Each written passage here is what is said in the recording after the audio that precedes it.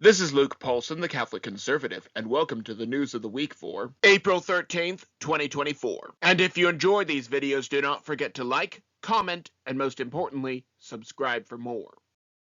Not the end of the world. Monday's eclipse was a nice respite from the day-to-day news. If you ask me, those who had watch parties wasted time and money, but that is another topic for another day. Over on The View, Sonny Hostin decided that the earthquake in New Jersey, the eclipse, and cicadas were proof of climate change. And a Senate candidate from New Jersey said the same thing. And I thought the people who prophesied that this would be the end of the world were crazy. Two misotheists that I know claim that it was a sign of the end of the world. Even Ray Comfort over at Living Waters said that it was a sign. To be fair, he did not technically make a prediction, and so he is free from what the Israelites were ordered to do to false prophets. Check out Deuteronomy 13:5 for more information, but I do not want that soundbite online. Someone will claim that I want something that I never actually said that I wanted. Moving on. Let us move on from signs of the heavens to the politics of this world. Hunter Biden loses his appeal. Hunter Biden has made multiple motions for the dismissal of the myriad of charges against him. From what I can tell, the judge has dismissed every single one of them. While he, through the Biden crime family, has done a lot of horrible things, this one is regarding paying taxes. Now, liberals love to point out that the wealthy do not pay their fair share, and that the poor and middle class get the short end of the stick. However, the reason that the rich get exemptions is because the rules do not apply to them. They have money for lobbyists to write bills that benefit them. If they actually cared as much as their liberal supporters think they do, they would just pay extra and not cash the refund check, or just not claim any exemptions. But Hunter Biden, Joe Biden, and the rest of the wealthy liberals do not actually care about the poor. They just care about whether or not they still get votes. However, let us move on to a Democrat that has recently started to use logic. Fetterman on squatters. John Fetterman famously called himself John Fetterwoman and has not been the sharpest tool in the shed. However, in the wake of the October genocide by Hamas, Fetterman did something that put him at odds with the rest of the Democratic Party. He came out in support of the nation that was attacked by the terrorists. He even waved an Israeli flag. Ever since then, his cognitive abilities have been getting better and he is finally making sense. While I cannot prove it, I believe that he was divinely healed after giving his support to Israel. Moving on. Lately, he came out against squatters and how they should have no rights whatsoever. There are a lot of states that are taking away these thieves' rights. While I do not know how late Fetterman was to the party, his position is in direct contrast to the official position of the Democratic Party. Things are going to get very interesting, and I wonder if they will disown him. Speaking of people that the Democrats are trying to disown,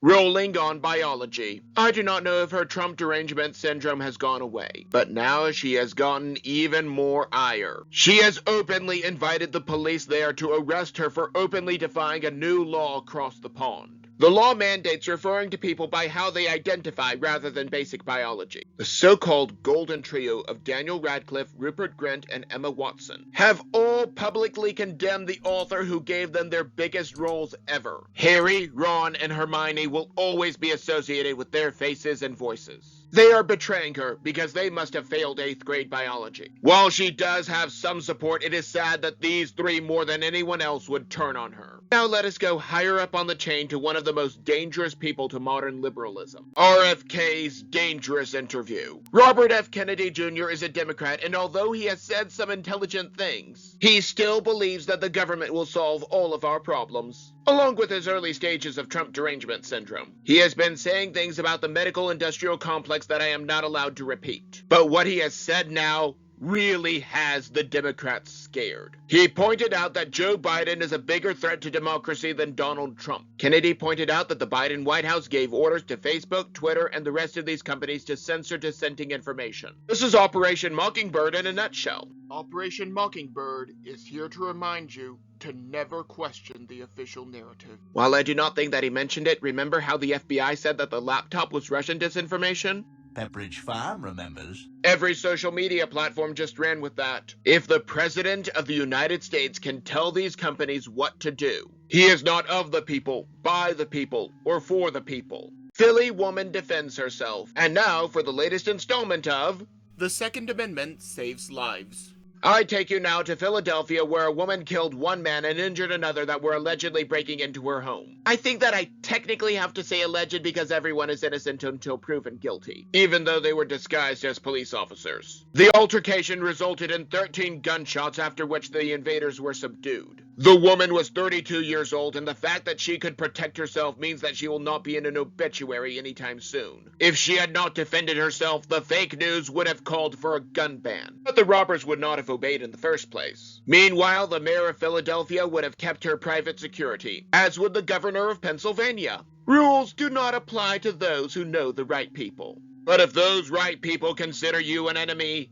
be prepared. DJT Stock Problems. Remember back in late 2020 and early 2021 when a bunch of hedge fund investors bet on GameStop losing? But then a Reddit community came together to rescue the store from closing? In response to possibly losing their investment, the big companies essentially changed the rules. And how this ended up with congressional hearings about what was done? Pepperidge Farm remembers. On an unrelated note, DJT, the public trading code for Truth Social, has dipped substantially low. Can I prove that some shady things were happening behind the scenes?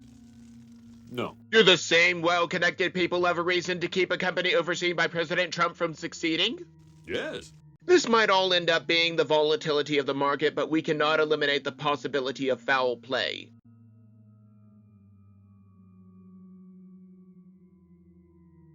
The Vatican on transgenders. Pope Francis has been mockingly known as the gay pope. Some of the things that he has said are beyond reprehensible. Even a broken clock is right 2 or 3 times a day. He has made an official statement saying that changing your anatomy does not change your sex. He also pointed out that the creation of new life is one of God's greatest gifts. Biden, being as devout a Catholic as a Satanist, was very upset about Pope Francis affirming God's design. I heard one report that said that Joe Biden was going to be wiring money to the Vatican to get him to change his mind. But I cannot confirm this one way or another. The point is that Pope Francis may actually be doing the right thing for once. The dangerous PRO Act. The PRO Act is perhaps one of the most dangerous things to the economy that has come out of California in recent memory. It mandates that so-called gig workers have to have all of the same legal protections as regular employees, even though this means extra paperwork for the interstate robbery service, and that they cannot just be paid out of pocket. Fake news outlets such as Vox lauded the bill, but once it was passed, let countless gig workers go. Support for the bill was just a matter of their social credit score to Vox. Now Brandon wants the law to be on the books at the federal level. The law is not only hated by those that it is meant to protect, but it has damaged the economy even further. Why would you want to hire someone out of California if that means more paperwork for you? Stormy Daniels' letter. Stormy Daniels was one of the first people to start accusing President Trump. He paid out $130,000 in hush money as a personal expense. This became a problem because apparently he was supposed to report this scam as a campaign expense. This led to a big legal rigmarole. Now we know by a letter that this woman wrote that it was all a lie. Think about it. She made it acceptable to begin this, and it soon led to the first official persecutor. Don't you mean prosecutor? No! And then to the next persecutor, and so on and so forth. Just like with Justice Kavanaugh, these women make up charges just to target these men. I do not care what Bill Clinton did with Monica Lewinsky. However, like all of the women that are accusing Biden, Democrats do not even give them the time of day. That is to say nothing of the children that Biden sniffed. If this letter can be verified, that whole case can be thrown out forever. Furthermore, she needs to pay President Trump back with interest. Accusations of murder. Do any of you remember this ad that the Democrats put out a few years ago?